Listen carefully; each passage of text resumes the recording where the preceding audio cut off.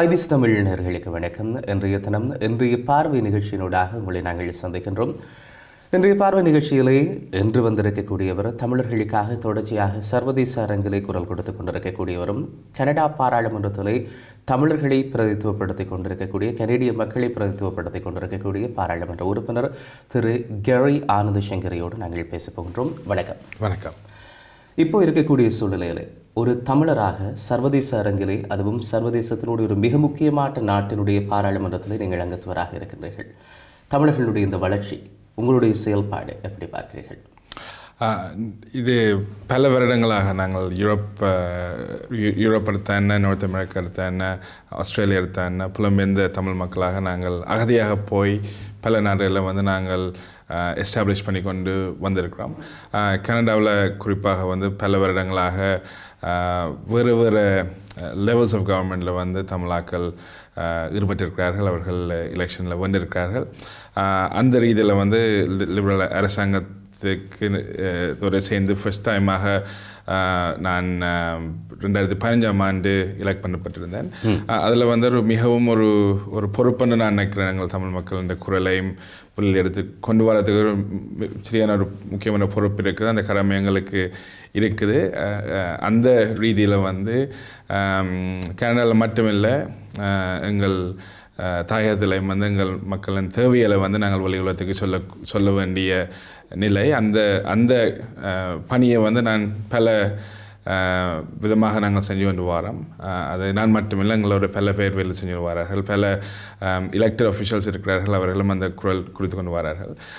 சர்வதேச நிலையில் பார்த்தோம் என்றால் எங்களுக்கு நாங்கள் ஒவ்வொரு நாட்டிலையும் சின்ன சின்ன நம்பர்ஸ் இருந்தாலும் எங்களுக்கு ஒவ்வொரு நாடுகளோடையும் ஒரு அளவுக்கு பேசி நெகோஷியேட் பண்ணி எங்கள் பிரச்சனைகளை வெளியில் கொண்டு வரதுக்கு அந்த சந்தர்ப்பங்கள் இருக்குது. குறிப்பாக இப்போ இங்கிலாந்து எடுத்து பார்த்தோம் என்றால் இங்கே இருக்கிற மக்கள் அவர்களோட மெம்பர்ஸ் ஆஃப் பார்லிமெண்ட் அவர்களோட எலெக்டட் அஃபிஷியல்ஸுக்களால் இன்டர்நேஷ்னல் லெவலில் வந்து அவர்கள் இன்ஃப்ளூயன்ஸ் பண்ணக்கூடிய சந்தர்ப்பங்கள் இருக்குது. அதே மாதிரி தான் சுவிஸ், ஜெர்மனி, மற்றது ஆஸ்திரேலியா மாதிரி நாடுகள்லையும் அந்த சந்தர்ப்பங்கள் இருக்குது. அது முழு பேரும் பாவிக்கிறார் என்று இன்னும் நான் நம்பவில்லை. ஆனால் நிச்சயமாக யுனைடெட் கிங்டம் எடுத்து பார்த்தோம் என்றால் அந்த குரல் எங்களுக்கு தெளிவாக தெரியுது. நீங்கள் சொன்னதை போல் பல இடங்களிலே பல தமிழர்கள் தங்களுடைய அந்த வளர்ச்சியை காட்டிக் கொண்டிருக்கின்றார்கள். இதிலும் குறிப்பாக இந்த முறை தேர்தலில் நீங்கள் 60% அதிகமான வாக்குகள் உங்களுக்கு தனிப்பட்ட ரீதியாக கிடைத்திருக்கிறது உங்களோட போட்டியிட்டவர்களுக்கு மத்தியில். ஒரு தமிழராக அதுவும் கனடாவிலே ஒரு பல் இன வகை இருக்கக்கூடிய ஒரு பகுதியாக இருக்க போன்ற கனடா என்று வருகின்ற வேளையில், எனவே அந்த இடத்துல நீங்கள் ஒரு அரசியலுக்குள்ளே நுழைந்து இப்படியான சதவீதமான வாக்குகளை பெறுவதில் எப்படியான சவால்கள் எல்லாம் சந்திக்கக்கூடியதாக இருந்தது?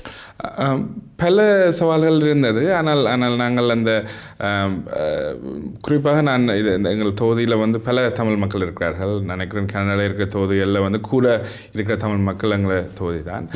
அது வந்து எங்களுக்கு ஒரு ஆழமான ஒரு பேஸாக இருந்தது. அந்த பேஸை வச்சுக்கொண்டு எங்களுக்கு வளரக்கூடிய சந்தர்ப்பம் இருந்தது. தேர்தல் நடந்த நேரம் வந்து எங்களுக்கு பல பல்கலாச்சார மக்களும் எங்களோட சேர்ந்து வேலை செஞ்சார்கள்.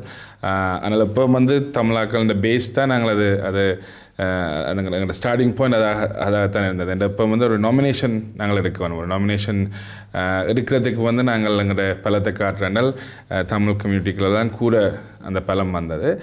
அதை வச்சுக்கொண்டு எலெக்ஷனுக்கு நாங்கள் போய்க்குள்ள வந்து பல பேரே நாங்கள் சேர்ந்து வேலை செஞ்சு அவர்களோட சப்போர்ட்டை நாங்கள் எடுத்தோம். அதோட சேர்ந்து எங்களை பிரைம் மினிஸ்டர் கேம்பெயினும் வந்து சரியான ஒரு ஸ்ட்ராங்கான கேம்பெயினாக இருந்தது. அதனுடைய எங்களை தொகுதி மாதிரி சில தொகுதிகளில் வந்து நல்ல சப்போர்ட் நாங்கள் இருக்கக்கூடியதாக இருந்தது. இப்போ கனேடிய பிரதமரை பொறுத்த வரைக்கும் கனடா மக்களையும் தாண்டி கொஞ்சம் அதிகம் இருக்கக்கூடிய ஒரு அரசியல் தலைவராக மாறி இருக்கிறார். அவரோடு நெருங்கிய நட்பு கேரி ஆனந்த் சங்கருக்கு இருக்கின்றது என்பதும் எல்லோருக்குமே தெரியும். அதே நேரத்தில் இப்படி அதிகமான வீதமான வாக்குகளை பெற்றிருக்கக்கூடிய ஒருவர் கேரி ஆனந்த் சங்கர். எனவே ஈழத்தமிழராக கனடா பாராளுமன்றத்தில் எந்தளவு தூரம் உங்களுடைய இந்த ஆதிக்கம் அல்லது ஒரு தாக்கத்தினை செலுத்தக்கூடியதாக இருக்கின்றது? நான் வந்து 2015 நான் இப்போ கிட்டத்தட்ட 2.5 வருடம் எந்த ஃபோக்கஸ் வந்து நாங்கள் தொடங்கின காலத்திலேருந்து இப்போ மட்டுமே எந்த ஃபோக்கஸ் வந்து ஹியூமன் ரைட்ஸாகத்தான் இருக்குது. ஹியூமன் ரைட்ஸ் சம்மந்தப்பட்ட விடயங்களில் வந்து நான் பல தடவை நான் அதில் குரல் கொடுத்துருக்கிறேன். பல வேலை திட்டத்தில் நான் செஞ்சு கொண்டு வரேன். அந்த ரீதியில் பார்க்கல எனக்கு எங்கள் அரசாங்கத்துக்குள்ளால் வந்து நாங்கள் ஹியூமன் ரைட்ஸை அட்வான்ஸ் பண்ணக்கூடிய சந்தர்ப்பம் இருக்குது. ஸோ குறிப்பாக இப்போ மயன்மாரில் நடக்கிற இனப்படுகொலை அதை சம்மந்தப்பட்ட பல வேலைத்தை நாங்கள் செஞ்சுருக்கிறோம். கிட்டத்தட்ட 17 வேண்டுகோள் நாங்கள் எங்கள் அரசாங்கத்துக்கு போட்ட நிலையில் வந்து அதில் 14 நாங்கள் இப்போவே ஆல்ரெடி அது செஞ்சிருக்கிறார்கள். இன்னும் நெக்ஸ்ட் ஸ்டெப்பாக இன்னும் செய்கிறதுக்கு நாங்கள் அந்த வேலை திட்டம் செஞ்சு கொண்டு வரோம். கடந்த ஜனவரி நான் பங்களாதேஷுக்கு போயிருந்தேன். நாங்கள் வந்து பார்க்கக்கூடியதாக இருந்த அதன் அஃபெக்ட், அதில் மக்கள் எப்படி அவர்கள் அஃபெக்ட் பண்ணப்பட்டிருந்தார்கள், எத்தனையோ பேர் செக்ஷுவல் வயலன்ஸால் அஃபெக்ட் பண்ணப்பட்டிருந்தார்கள், எத்தனையோ குழந்தைகள் இன்ஜரி பார்க்கக்கூடியதாக இருந்தது. ஸோ அப்படி ஹியூமன் ரைட்ஸ் சிச்சுவேஷன் இன்டர்நேஷ்னலி நாங்கள் அதை அட்ரஸ் பண்ணி கொண்டு வரோம். பட் கனடா பொறுத்தவரையில் இருக்கிற சரியான ஒரு மிக பிரச்சனை உண்டு. எங்கள் கனடாவில் இருக்கிற முதலாவது இண்டிஜினஸ் மக்கள் என்று சொல்வார்கள். ஸோ அவர்களோட பிரச்சனையை வந்து நான் பல தடவை அட்ரஸ் பண்ணி கொண்டு வரேன். ஸோ அந்த இருக்கிற ஸ்டாண்டிங் கமிட்டி ஆன் இண்டிஜினஸ் அஃபேர்ஸில் வந்து நான் முக்கியமான ஒரு வேலை நான் அங்கே செஞ்சு கொண்டு வரேன். அதில் இப்போ இன்டர்நேஷ்னல் இன்ஸ்ட்ருமெண்ட்ஸ் இருக்குது. United Nation Declaration the rights of indigenous people வந்து அது வந்து கனடா 10 வருஷத்துக்கு பிறகு இப்போ தான் நாங்கள் ஏற்றுக்கொண்டு இருந்தோம். ஸோ அதை இம்ப்ளிமெண்ட் பண்ணதுக்கு தேவையான லெஜிஸ்லேஷன் வந்து நான் தான் அதை இப்போ ஃபோக்கஸ் பண்ணி கொண்டு வரேன். தொடர்ந்து உங்களுடைய அந்த முயற்சி வெற்றி அளிக்க வேண்டும். அதே போல் மனித உரிமைகள் என்று வருகின்ற வழியிலே தனியாக ஈழத்திலே மாத்திரமல்ல, எத்தனையோ இடங்களில் இப்பெல்லாம் மனித உரிமை மீறல்கள் இடம்பெற்றுக் கொண்டிருக்கிறது. இதை காணக்கூடியதாக இருக்கிறது. இப்போ இருக்கக்கூடிய இந்த சூழ்நிலையில் யுத்தம் முடிவடைந்து 9 ஆண்டுகள் நிறைவடைந்து கொண்டிருக்கக்கூடிய இந்த நிலையில் வந்து ஈழத்தமிழர்களுடைய அரசியல் ஆயுதங்கள் மௌனிக்கப்பட்டு ஒரு சர்வதேச ரீதியாக புலம்பெயர் ரீதியான ஒரு அழுத்தங்களுக்குள்ளும் அல்லது புலம்பெயர் ரீதியான ஒரு நீதியை வேண்டிய பயணத்திலும் இருக்கிற நிலையிலே ஈழத்தமிழர்களுடைய அரசியல் எப்படி இருக்கிறது? நான் ஈழத்தமிழர் அரசியலை கதை ஃபோக்கஸ் பண்ணாலும் பார்க்க ஈழத்தமிழர் நிலப்பாடு என்னென்னு நான் எந்த அபிப்பிராயத்தை நான் சொல்கிறேன். எங்களுக்கு நடந்த 26 வருட போராட்டத்தில் வந்து ஒரு பெரிய ஒரு வாய்டுன்னு நாங்கள் சொல்ல போனால் வந்து நாங்கள் அந்த சர்வதேச நாடுகள நாங்கள் சேர்த்து வடிவாக போகவில்லை என்ற ஒரு கருத்து ஒன்று இருக்குது. 2009 போராட்டம் முடிஞ்ச நேரம் முதலாவது ஸ்பெஷல் செஷன் ஆன் ஸ்ரீலங்கா பற்றி முதல் தடவை UN ஹியூமன் ரைட்ஸ் கவுன்சிலில் 1989 ஆண்டுக்கு பிறகு முதல் தடவை பேசப்பட்ட ஒரு நேரம்.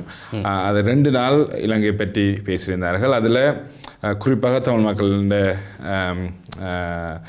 ப்ரிடிக்டம் என்ன நிலையில் இருக்கிறார்கள், அவர்களுக்கு என்ன நடந்த இந்த கேள்விகளுக்கு வந்து ஒரு பல கேள்விகள் போட்டிருந்தார்கள்.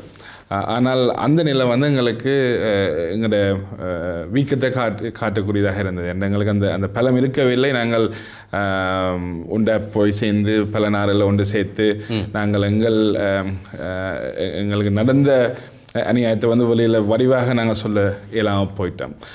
அதில் வந்து எங்களுக்கு பார்க்கக்கூடியதாக இருந்தது. எங்களுக்கு எதிராக உண்மையிலே இலங்கை அரசாங்கத்துக்கு ஆதரவாக ஒரு ஒப்பந்தம் ஒன்று கொண்டு வந்தார்கள்.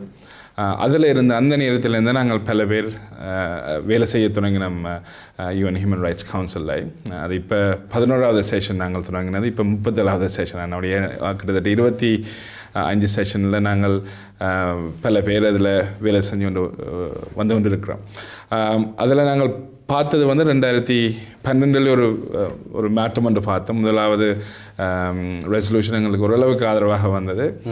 அதே மாதிரி 2013 இப்போ எங்களுக்கு 2015 வந்து எங்களுக்கு OISL ரிப்போர்ட் வந்து எங்களுக்கு வந்திருந்தது.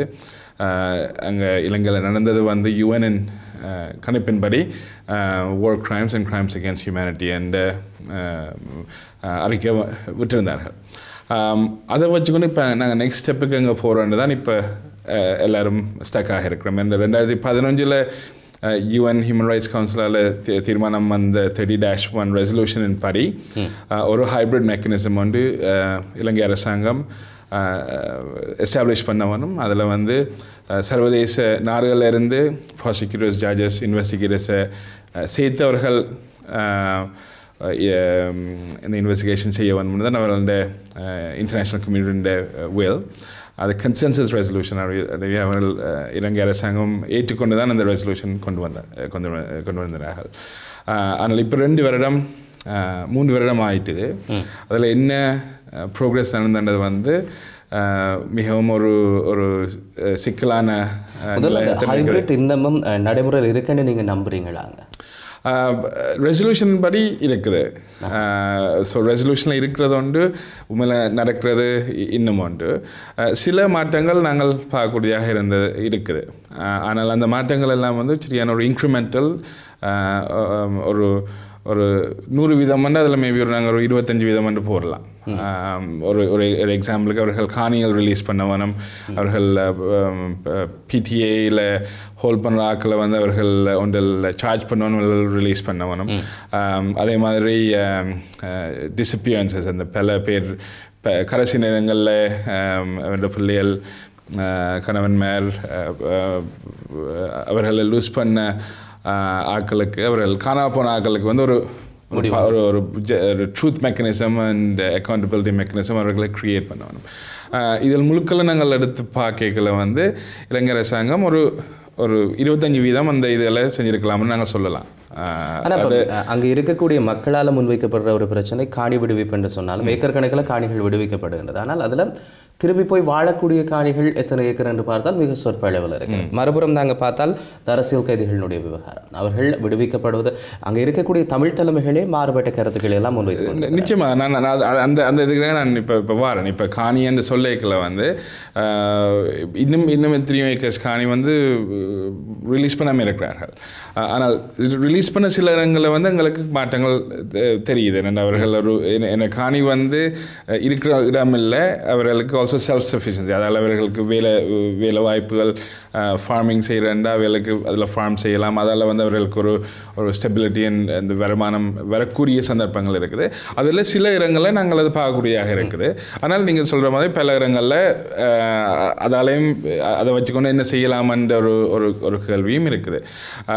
பிடிஏ கேஸில் எடுத்து பார்த்தோம்னா அவர்களை இன்னும் பல பேர் ரிலீஸ் பண்ணலை. இன்னும் அந்த ஒரு கன்ஃபியூஷனாக இருக்குது, இன்னும் எத்தனை பேர் அவர்கள் இதுக்குள்ளே இருக்கிறார்கள் என்று. கடைசி கணப்பின் மாதிரி கிட்டத்தட்ட 275 பேர் என்று சொல்லியிருந்தார்கள்.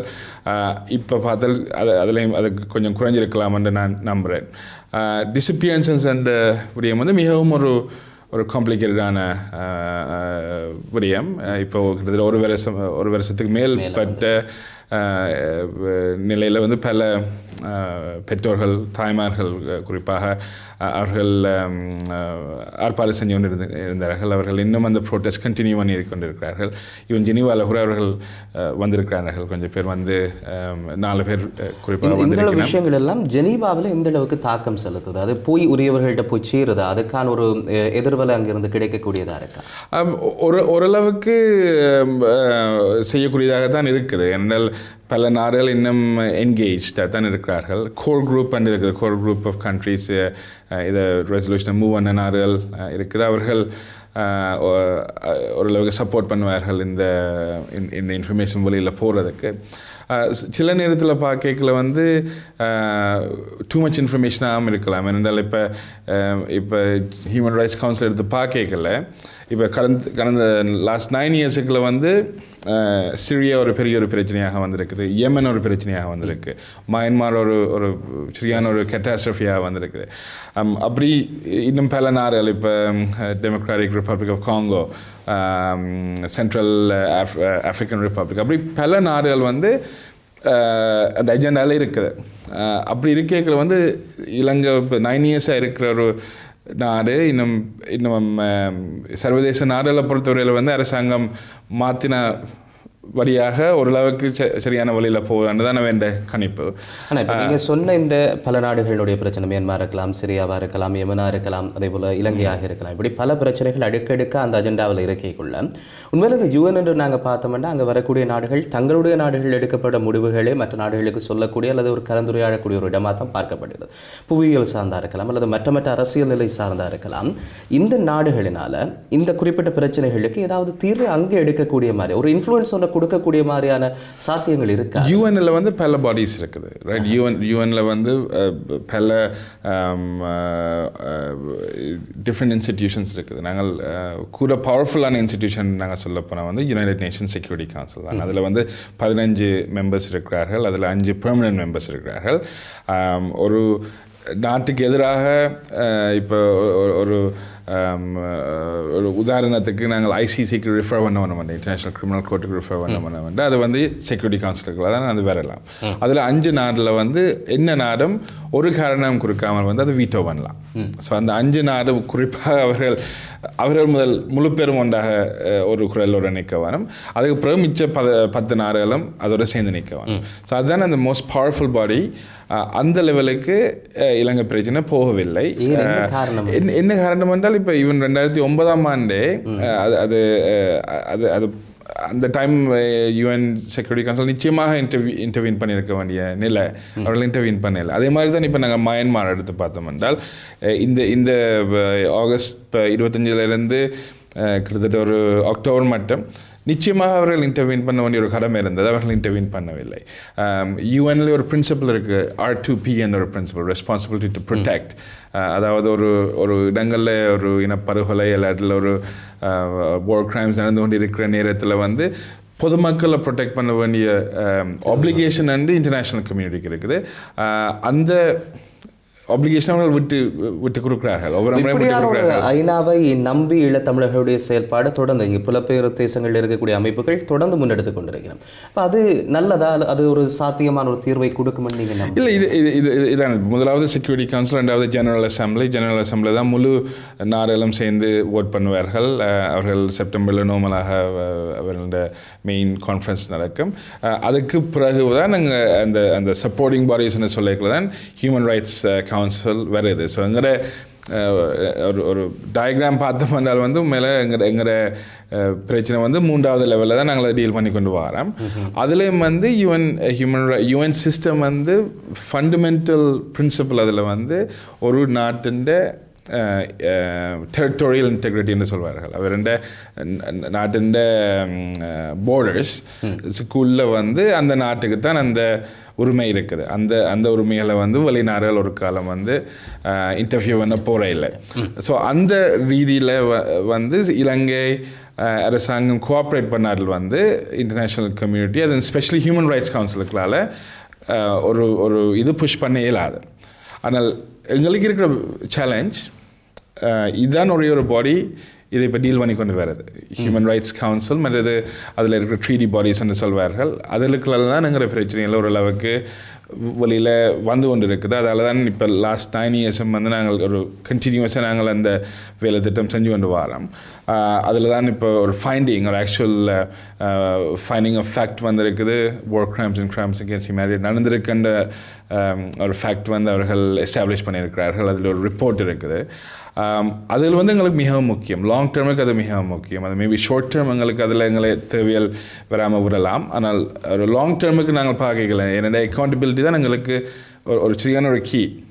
அந்த இந்த எங்களுக்கு நடந்த கிரைம்ஸ், எங்களுக்கு நடந்து கொண்டிருக்கிற கிரைம்ஸுக்கு வந்து அது யார் என்ன செஞ்சது, அவர்களுக்கு என்ன தண்டனை கொடுக்க வேணுமென்றது வந்து மிகவும் முக்கியம்.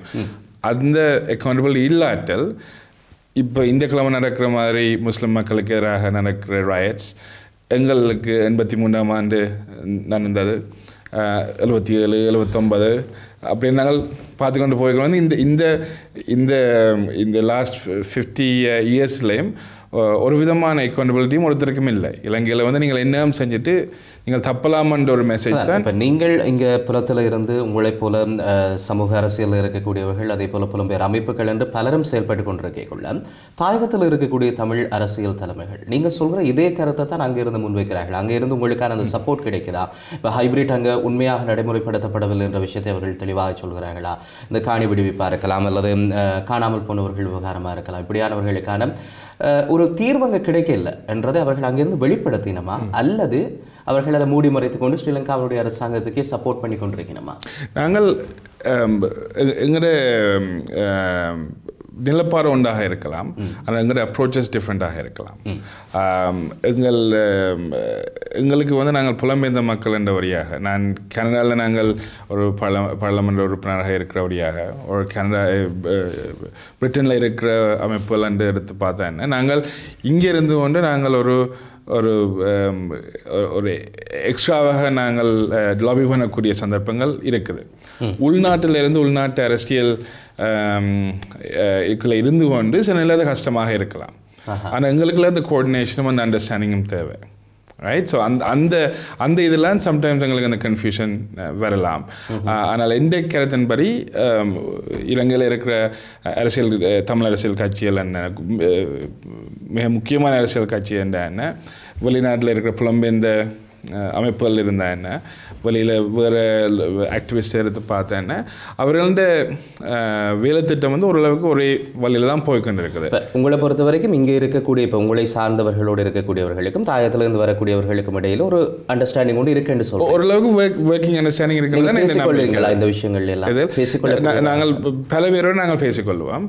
ஆனால் அந்த டீட்டெயில்ஸ் நான் சொல்ல கொஞ்சம் விரும்பவில்லை. ஆனால் குறிப்பாக நாங்கள் நேர பாதிக்கப்பட்ட மக்கள் இதில் இப்போ வந்து அந்த டிரெக்டாக பாதிக்கப்பட்ட மக்கள் வந்து அவனோட குரல் கொடுக்கல வந்து அதுக்கு தான் உண்மையான வேல்யூ இருக்குது. என்றால் எங்களுக்கு வேற நான் இப்போ 2016ஆம் ஆண்டு தான் முதல் தரம் இலங்கை போகக்கூடிய 2009க்கு பிறகு இவ்வளோ காலம் வந்து நாங்கள் பேசினது வந்து புத்தகத்தில் வாசித்து பேப்பரை வாசித்து டெலிஃபோன் ஆக்களோட ஹாய்ச்சி போட்டு நாங்கள் அந்த இன்ஃபர்மேஷனை நாங்கள் கொடுக்குறோம். ஆனால் நான் நேராக போய் பார்த்துட்டு இதுதான் பார்த்தேன்.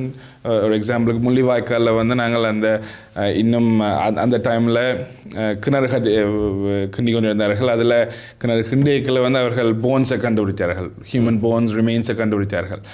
அது வந்து எனக்கு ஒரு ஷாக்காக இருந்தது. நான் லோயராக நான் அதை பார்க்கல வந்து அது எவிடன்ஸ், என்னை பற்றில அது எவிடன்ஸ். ஆனால் அங்கே பொதுமக்களுக்கு வந்து அது நார்மல். ஸோ அந்த இன்ஃபர்மேஷன் வெரி சிம்பிள். இதுக்கு அந்த இன்ஃபர்மேஷன் நீங்கள் வெளியில் வந்து சொல்லிக்கல வந்து அவர்கள் அதுக்கு அதுக்கு மதிப்பு கொடுக்குறார்கள். அதே மாதிரி அங்கேருந்து ஒரு ஆள் வந்து இங்கேங்கிற பிரச்சனைகள் எடுத்து சொல்லிக்கல, அவர்கள் நடந்த பர்சனல் எக்ஸ்பீரியன்ஸை சொல்லிக்கல. ஒரு பிள்ளையை இழந்தது, தங்கள் காணியை அரசாங்கம் வச்சிருக்கிற அந்த இன்ஃபர்மேஷனை சொல்லிக்கல வந்து அதுக்கு ஒரு வேல்யூ இருக்குது.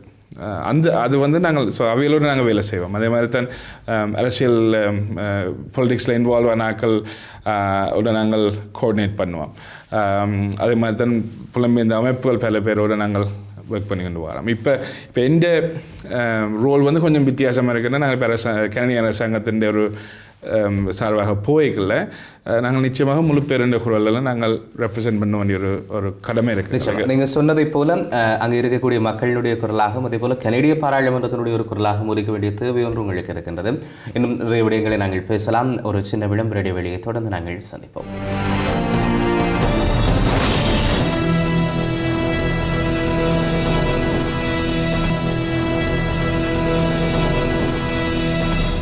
இன்றைய பார்வை நிகழ்ச்சியினூடாக இணைந்திருக்கின்றீர்கள். இன்றைய தினம் எங்களோடு கனடிய பாராளுமன்ற உறுப்பினர் திரு கெரி ஆனந்த சிங்கர் இங்கே வந்திருக்கின்றார். அவரோடு நாங்கள் நிறைய விடயங்களை பேசிக் கொண்டிருக்கின்றோம். விளம்பர இடைவெளிக்கு முன்னர் நீங்கள் சொல்லியிருந்தீர்கள் அங்கே இருக்கக்கூடிய எல்லோருடைய குரலையும் பிரதிபலிக்க வேண்டிய தேவை ஒன்று உங்களுக்கு இருக்கிறது. ஆனால் அங்கே தாயகத்தில் இருந்து வரக்கூடிய குரல்கள் இரண்டு மாறுபட்ட குரல்களாக வருகின்றன. ஒரு சாரார் சொல்கிறார்கள் ஸ்ரீலங்காவுடைய அரசாங்கம் ஒன்றை செய்து கொண்டிருக்கின்றது, அதற்காக நாங்கள் காத்திருக்கின்றோம், கொஞ்சம் நழுவல் போக்கோடு கூடிய ஒரு தன்மையோடு நாங்கள் பிரயோகிக்கணும். இன்னும் ஒரு சாரார், குறிப்பாக கஜேந்திரகுமார் பொன்னம்பலம் போன்று மக்களினால் தெரிவு செய்யப்படாமல் இருக்கக்கூடிய ஆனால் மக்களுக்காக குரல் கொடுக்கணும் என்று சொல்லக்கூடியவர்கள் அங்கே அச்சுறுத்தல் இருக்கின்றது, பிரச்சனை இருக்கின்றது என்பதை குறிப்பிடுகிறார்கள். நீங்கள் சொன்னதை போல ஜெனீவாவுக்கு வந்திருக்கக்கூடிய பாதிக்கப்பட்ட மக்களும் அச்சுறுத்தல் இருக்கின்றது என்கிற விடயத்தை சொல்கிறார்கள். இதில் உண்மை நிலவரத்தை உங்களால் எப்படி அறிந்து கொள்ளக்கூடியதாக இருக்கிறது? இது சரியானது? இதில் ரெண்டும் சரி. ஏனென்றால் உண்மையில நாங்கள் அந்த பிகர் பிக்சர் நாங்கள் எடுத்து பார்க்கல வந்து ஒரு பல விடயங்கள் இந்த அரசாங்கம் செய்யவில்லை. 30-1 என்ற ரெசல்யூஷனை நாங்கள் எடுத்து பார்த்தோம் என்றால் பல விடயங்கள் அவர்கள் செய்யவில்லை. அவர்கள் சர்வதேச நாடுகளுக்கு சொன்ன ப்ராமிசஸ் எல்லாம் வந்து ரியலைஸ் பண்ணவில்லை. நான் எப்போவும் அதை சொல்கிறேன். நான் வந்து இலங்கை அரசாங்கத்தின் வேலை திட்டம் இந்த கடந்த 9 வருஷமாக வெளிநாடுகள் வந்து தண்ணி வேணும் என்று சொன்னால் அவர்கள் ஒரு குவார்டர் கிளாஸ் வாட்டர் கொடுப்பார்கள். ஆனால் இன்னும் தண்ணி உராய்ச்சி கொண்டே இருக்கும். அந்த சேம் இதில் தான் வந்து அவர்கள் அங்கே இலங்கையில் வந்து கிரௌண்ட் அவர்கள் செஞ்சு கொண்டு வரார்கள். அதனுடைய அந்த பிரச்சனைகள் வந்து வெளி உலகத்துக்கு எடுத்து சொல்கிறது வந்து மிகவும் முக்கியம்.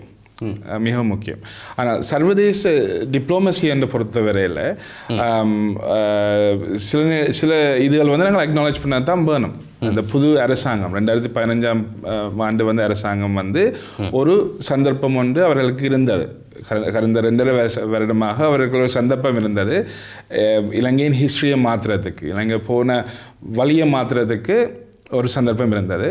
ஓரளவுக்கு அது அந்த அந்த ரெஜிம் சேஞ்ச் சொல்வார்கள். ராஜபக்ஷத்திலிருந்து இப்போ மைத்ரிபாலட் வந்தது வந்து ஒரு அந்த சேஞ்ச் வந்து உலகம் முழுக்களும் வெல்கம் பண்ணப்பட்ட ஒரு சேஞ்ச், இன்க்ளூடிங் தமிழ் மக்கள். இருக்கக்கூடிய மக்கள் சொல்கிறார்கள் இது ஆட்சி மாற்றம், ஆள் மாறாட்டம் மட்டும்தான் நடந்திருக்கின்றது, ஆட்சியில் ஒரு மாற்றம் இல்லைன்னு சொல்லி. இல்லை, அதில் ஒரு அதில் வந்து ஆட்சி மாற்றம் இருக்குது, அதில் நிச்சயமாக இருக்குது. அதில் என்ன மாதிரி என்றால் ஸ்பேஸ் ஓப்பன் பண்ணி இருக்குது, ரைட்? ஸ்பேஸ் அண்டைகளில் பல பேர் போய் வரக்கூடியதாக இருக்குது, உள்ளுக்குள்ள இருந்து டெமன்ஸ்ட்ரேட் பண்ணக்கூடியதாக இருக்குது.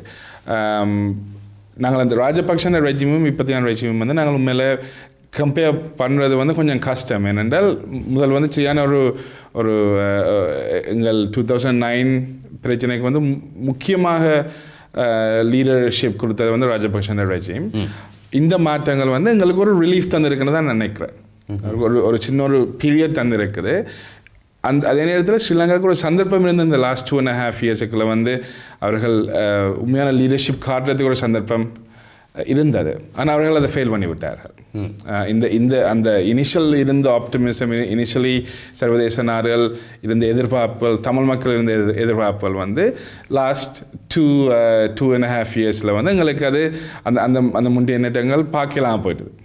ஆனால் அந்த ரெஜிம் சேஞ்ச் வந்து மிக முக்கியமாக தான் இருக்குது. இன்னும் அதை நாங்கள் டிஸ்மிஸ் பண்ணலை. ஏனென்றால் அதால் கொஞ்சம் அதால் வந்து ஒரு அந்த சந்தர்ப்பம்னாலும் அட்லீஸ்ட் எங்களுக்கு இருந்திருக்குது அந்த புது சேஞ்சஸை கொண்டு வர. இன்னும் பாதிக்கலாம் என்று சொல்லி நம்புறீங்களா இந்த மாற்றம்? அது வந்து மேலே அரசாங்கத்தின் கையில் தான் இருக்குது. இந்த ஸ்ரீலங்கன் அரசாங்கத்தின் கையில் தான் இருக்குது. இந்த நெக்ஸ்ட் 1 year அவர்களுக்கு இருக்குது.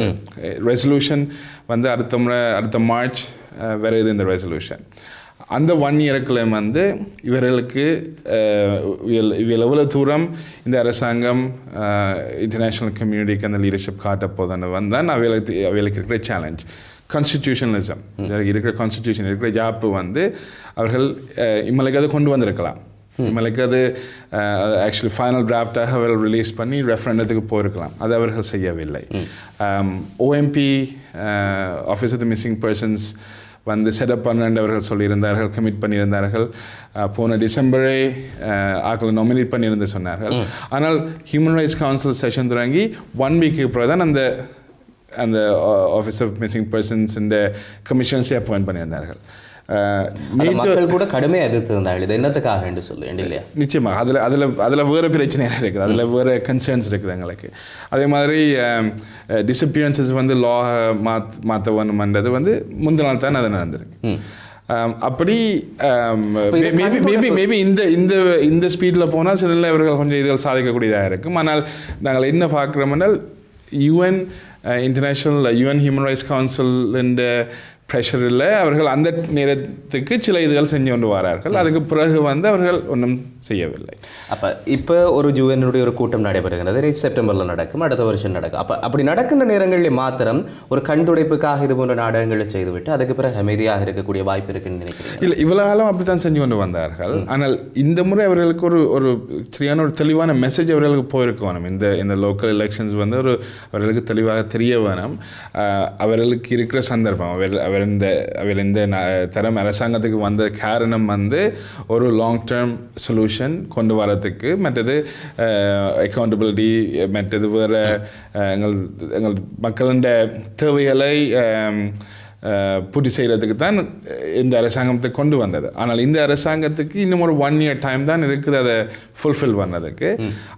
அது குறிப்பாக யூஎன் ரெசல்யூஷன் 30-1 அந்த 1 yearக்குள்ள வந்து அவர்கள் இந்த தேவையான விடயங்களை அவர்கள் செய்யாட்டில் அவைகள் இன்டர்நேஷ்னல் கம்யூனிட்டிக்கு செஞ்ச கமிட்மெண்ட்ஸ் அவர்கள் ஃபுல்ஃபில் பண்ணார்கள் வந்து அவர்களுக்கு திருப்பி நிச்சயமாக வாரத்துக்கு சந்தர்ப்பம் இல்லைன்னு தான் நான் நம்புகிறேன். அதனுடைய இந்த கடந்த ஒரு 2 மாதம் நடந்த ஈவன் இப்போ நாங்கள் பார்க்குறோம் கேண்டி ஏரியாவில் பார்க்குற ராயட்ஸ் எடுத்து பார்க்கல கூட இந்த நிலையில் வந்து இவர்கள் அவன் கேமை ஸ்டெப் அப் பண்ணி அவர்கள் டிசைசிவான ஆக்ஷன் அவர்கள் எடுக்காட்டில் வந்து அவர்கள் ஃபெயில் பண்ணியிருப்பார்னு தான் நான் சொல்லுவேன்.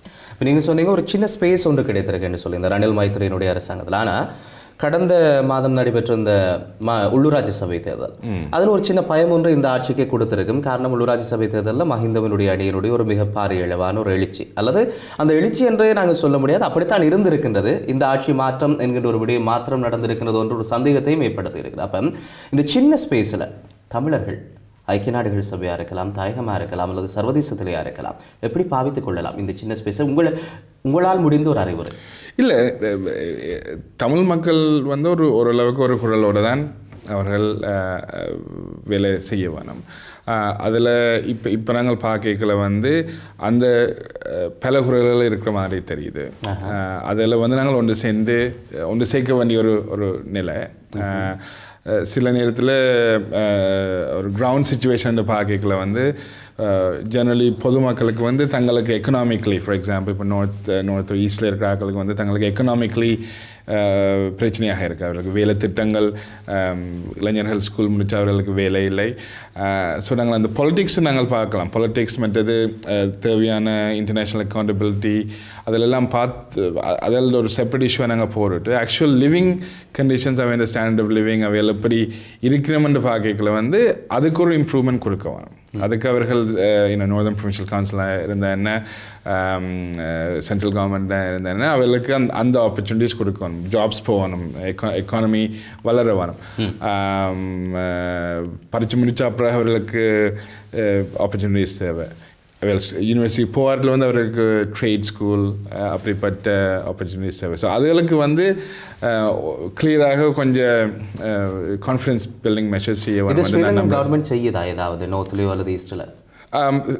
நான் நம்பவில்லை, செய்கிறது காணும்னு நான் நம்பவில்லை.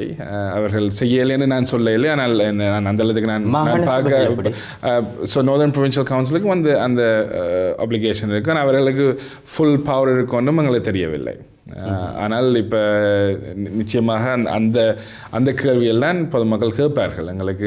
எங்கள் லைஃப் எப்படி இதில் மாறி இருக்கு. அவர்கள் ஆல்மோஸ்ட் 34-35 வருஷமாக அவர்கள் பாதிக்கப்பட்ட மக்கள். அவருடைய லைஃப் எப்படி இம்ப்ரூவ் பண்ணியிருக்குன்னு ஒரு கேள்வி என்று கேட்க போகிறார்கள். எலெக்ஷன் டைமில் நார்மலாக அதில் வச்சு தான் ஆட்கள் கூட ஓட் பண்ணுவார்கள். இப்போ டயஸ்பராவில் இருந்து இந்த எக்கனாமி வைஸ் அங்கே இருக்கக்கூடிய நோர்த்தாக இருக்கலாம் அல்லது ஈஸ்டாக இருக்கலாம், இந்த மக்கள் வந்து ஒரு வாழ்வாதாரத்தில் மேலே வாரதுக்கு என்ன செய்ய முடியும்? இதில் எங்களுக்கு ஒரு டிஃபிகல்ட்டி ஒன்று இருக்குது, ரைட்? இப்போ நான் என்ன யாரும் கேட்டால், இப்போ கனடாலேருந்து ஒரு ஆள் கேட்டேன், நான் அங்கே இலங்கையில் போய் நார்த்தில் போய் நான் இன்வெஸ்ட் பண்ண போகிறேன்டா, நான் ஒரு ஆளுக்கு நான் தெளிவாக சொல்ல இல்லாத நீங்கள் போய் செய்யுங்கன்ட்டு. ஏனென்றால் இந்தியா நிலையில் எங்களுக்கு திருப்பியும் reinforce பண்ணப்பட்டிருக்குது riots, for example, right? இப்போ அந்த நாடோட இந்த அன்ஸ்டேபிளாக இருக்கல ஃபாரின் கேபிட்டல் போய் தண்டு வரணும்னு நாங்கள் என்கரேஜ் பண்ண இயலாது. அது முக்கியம்தான். ஆனால் நான் நினைக்கிறேன் அதில் கொஞ்சம் காஷியஸாக இருக்க வேணும். அதே மாதிரி ஃபாரின் இப்போ கவர்மெண்டோடு சேர்ந்து சில பேர் போய் வேலை செய்கிறார்கள், கவர்மெண்ட்டுக்குள்ளால் இன்வெஸ்ட் பண்ணிட்டு போகிறார்கள். அதெல்லாம் வந்து அப்படி போய்களை நாங்கள் கவர்மெண்ட் சரியாக செய்தேன்னு தான் நாங்கள் சொல்கிறோம். கவர்மெண்ட்டு நாங்கள் ஃபுல்லாக நம்புகிறோம்ன்ற ஒரு மெசேஜ் ஒன்று நாங்கள் குறுக்க வரோம். அதனுடைய என்ன அந்த கேள்வி கேட்கல வந்து நான் இப்போ சொல்கிறது வந்து இது இலங்கை அரசாங்கத்தின் ஆப்ளிகேஷன் இருக்குது. அந்த இதை டெவலப் பண்ணுறதுக்கு எங்களுக்கும் இருக்குது, தமிழ் மக்களுக்கும் இருக்குது. ஆனால் நாங்கள் இன்வெஸ்ட் பண்ண வேண்டியது வந்து மக்களில். ஃபார் எக்ஸாம்பிளுக்கு லோக்கல் எம்பவர்மெண்ட்டுக்கு நாங்கள் இன்வெஸ்ட் பண்ணுவோம், எஜுகேஷனுக்கு இன்வெஸ்ட் பண்ணுவோம்.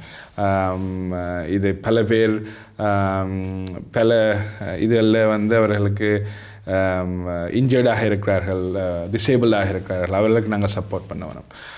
ஆனால் எக்கானமிக்குன்னு நாங்கள் போய்க்குள்ள வந்து நாங்கள் தெளிவாக நாங்கள் இருக்க வேணும். அங்கே போனால் அந்த எக்கனாமிக் நாங்கள் இன்வெஸ்ட் பண்ணோம்னா அதில் அந்த அட்லீஸ்ட் கேபிட்டல் முதலாவது செக்யூராக இருக்க வேணும் அந்த நாட்டின் ஸ்டெபிலிட்டி.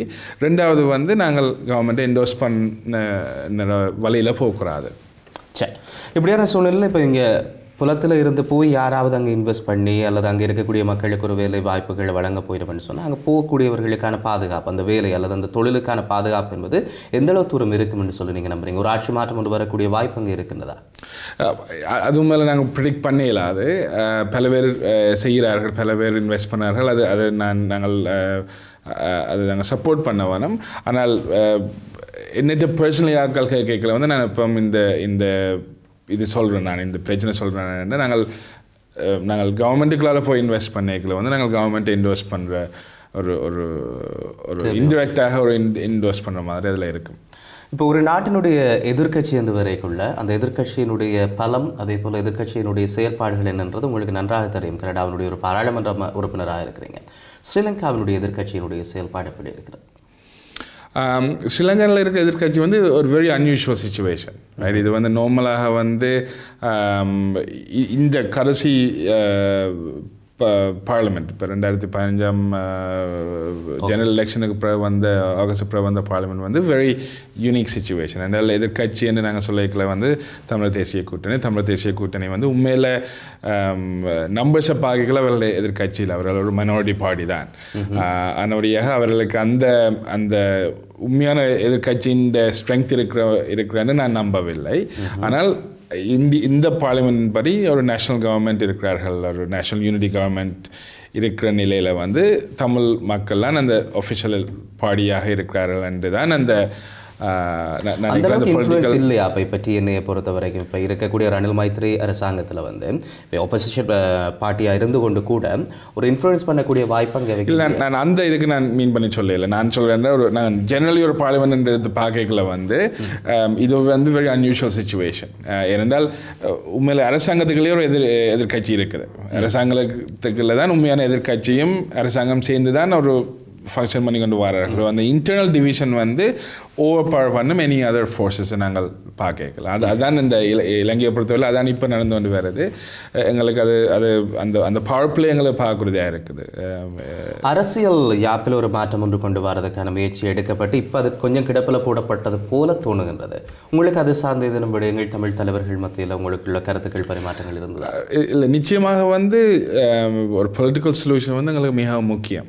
பொலிட்டிக்கல் சொல்யூஷன் வந்து இந்த சந்தர்ப்பத்துக்குள்ள வர ஆட்டில் வந்து ஒரு ப்ராப்பர் பொலிட்டிக்கல் சொல்யூஷன் இருக்கிறது மிகவும் கஷ்டம்னு தான் நான் நம்புகிறேன். அதனுடையாக நாங்கள் எங்கள் நினைக்கிறோம் புலம்பெயர்ந்த மக்கள் மாதிரி இன்டர்நேஷ்னல் கம்யூனிட்டி எதிர்பார்ப்பு வந்து ஒரு ப்ராப்பர் பொலிட்டிக்கல் ஃப்ரேம் ஒர்க், ஒரு கான்ஸ்டிடியூஷன் புது ஜாப்பொண்டு வருமென்று தான் நாங்கள் முழு பெருமையும் எதிர்பார்ப்பு. இந்த draft consultation, draft report, constitutional கமிட்டியின் ரிப்போர்ட் வந்து விட்டிருந்தார்கள் கன்சல்டேஷனுக்கு.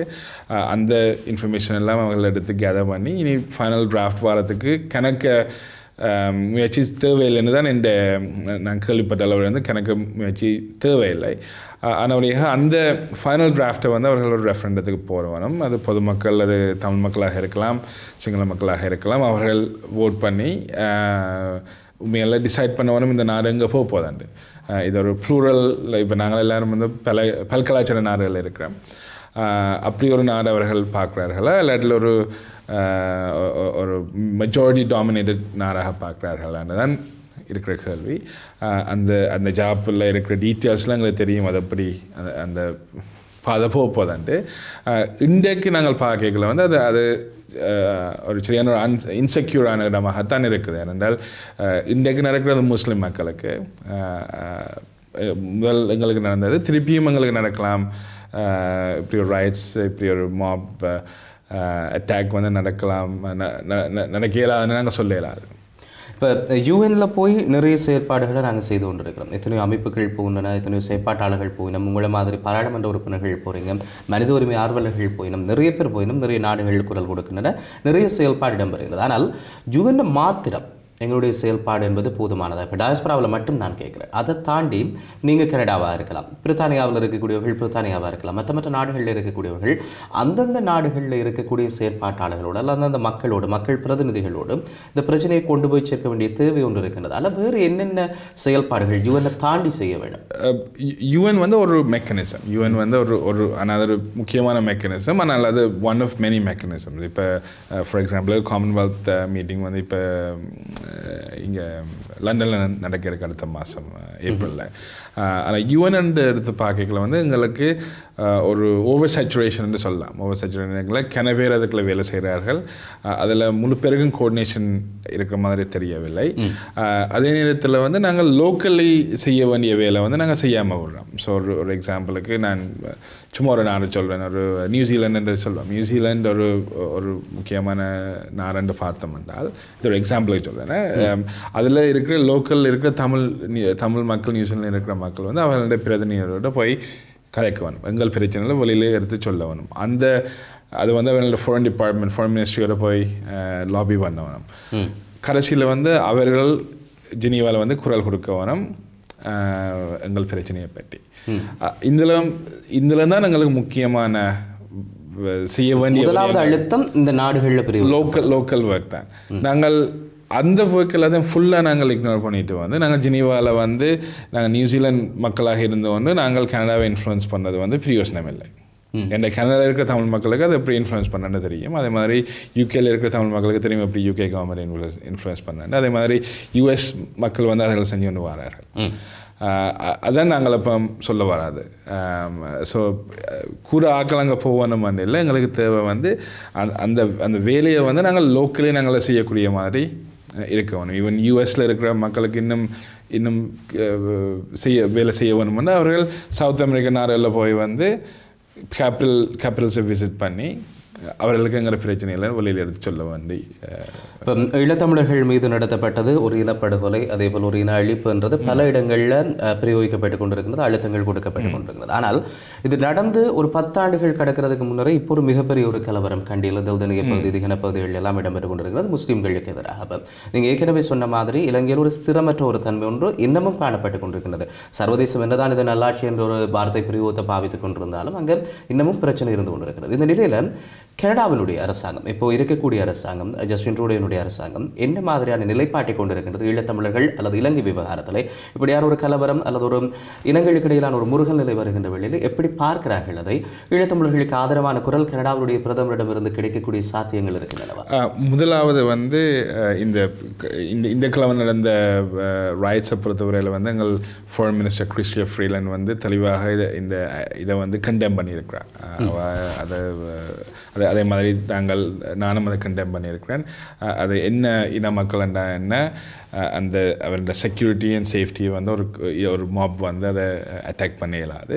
ஸ்பெஷலி ஒரு ரேஷியலி மோட்டிவேட்டட் ரேசிஸ்ட் இன்டென்ஷன்ஸோடு அவர்கள் செய்ய இயலாது. அதால் வந்து என்டையர் ஏரியாவை வந்து டீஸ்டேபிளைஸ் பண்ணும், மக்களுக்கு கான்ஃபிடன்ஸ் போகும், அவர்கள் விளக்கிடுவார்கள். நாங்கள் 83க்கு பல பேர் விளக்கிட்ட மாதிரி இவர்களும் விளக்கிற சான்ஸ் இருக்குது. கனடியன் பிரைம் மினிஸ்டர் இது மெசேஜ் வந்து சரியான கிளியராக இருக்குது. தொடங்கின காலத்தில் இருந்து அவர் இந்த பிரச்சனை வந்து நினைக்கிறேன் 2009 அவர் இதில் என்கேஜ். அப்போ அப்போ அவர் எம்பியாக இருந்தவர். அப்போ இந்த லீடர்ஷிப் தொடங்கின காலம் 2013ஆம் ஆண்டிலிருந்து இப்போ மட்டும் அவர்கள் ஒரு மெசேஜ் திருப்பி தெளிவாக சொல்கிறார் வந்து அக்கௌண்டபிலிட்டி இல்லாமல் பீஸ் வர போகிற இல்லை. பீஸ் அங்கே வாராண்டால் அக்கௌண்டபிலிட்டி தேவை. நாங்கள் இதில் கனெக்ட் பண்ணலாம், இந்த டாட்ஸை கனெக்ட் பண்ணலாம். 83ல் நடந்ததுக்கு இன்னும் ஒரு தரம் அக்கௌண்டபிளாக இல்லை. அதே மாதிரி தான் ஈவன் 77, 79, 56, 58 எங்களோட 26 வருட போராட்டம் இப்போ முஸ்லீம் மக்களுக்கு நடக்கிறது. அதில் ஒன்றுக்கும் வந்து ப்ராப்பர் அக்கௌண்டபிலிட்டி இல்லை. நீங்கள் மயன்மாரை எடுத்து பாருங்க, same thing, almost same pattern நாங்கள் பார்க்குறதா இருக்குது. ஸோ உலகத்தில் எங்கேயும் வந்து இப்படிப்பட்ட ஒரு அரசாங்கம் தங்களோட ஓன் மக்களை இப்போ கொள்ளுறார்களோ அதுக்கு வந்து ஒரு கான்சிக்வன்சஸ் தேவை. ஒரு சின்ன பிள்ளை போய் ஒரு கடையில் சாக்லேட் கலவரத்தால் அதுக்கு நாங்கள் தண்டிக்கிறோம். அதே மாதிரி தான் இது ஒரு சரியான பிகஸ்ட் ஸ்கேலில் நடக்குது.